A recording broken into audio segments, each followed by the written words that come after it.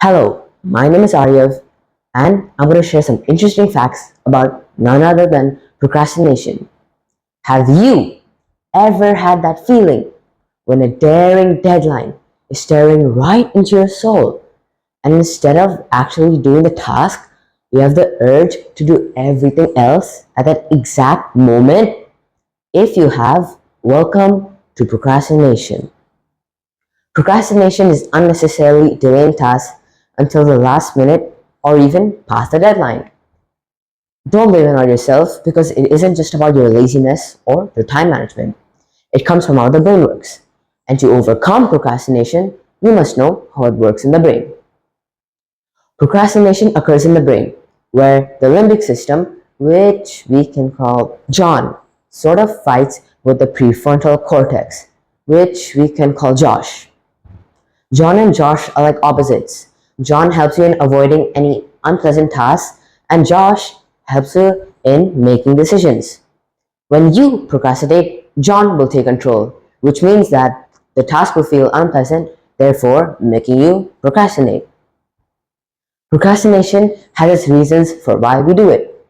There is a fear of failure, in which we worry about messing up. Perfectionism is also a reason, in which you set high standards for the work, but in return, you need a perfect day and even perfect timing, which means you'll procrastinate more and more. Distractions is also a common reason for procrastination. It makes your focus drop and the procrastination increase. The result of procrastination is deadly after you do it. There may even be anxiety or depression if you procrastinate longer and longer. It can also lead to you giving a low quality work, which is bad. Now, I know some of you may not still be thinking that procrastination cannot cause massive damage to your body, but it can.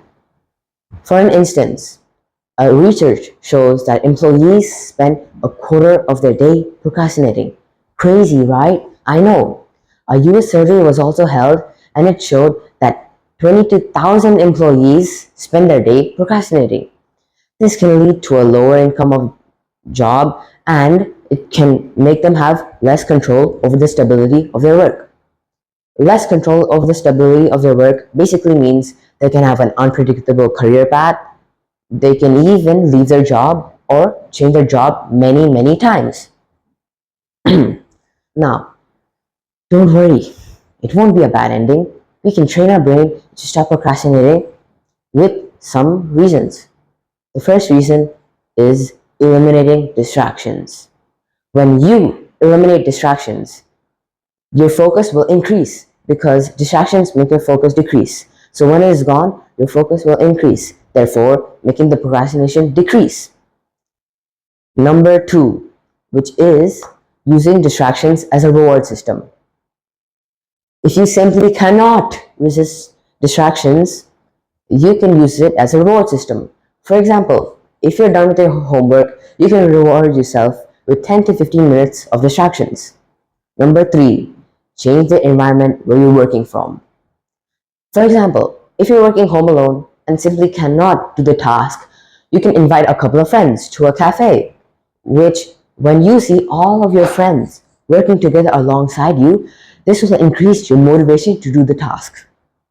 Number four, breaking down long tasks. For example, if you need to read a book, you can break it down and read a chapter per day or even 10 to 15 minutes per day. This is already an example of breaking down long tasks. Number five, time management. Now, imagine you came home from a long and stressful day of school or even work, and you just found out by your classmate that you have to finish an essay and even capture wildlife photos until the end of the day. Now, if I were you, I would have even start procrastinating. But trust me and stay calm. You can use number four and number five, which is breaking down long tasks and time management to your advantage. For an instance, you can break down your essay into three parts: introduction, body, and even conclusion. And then you can break down capturing wildlife photos into two parts, which is capturing them and, of course, uploading them.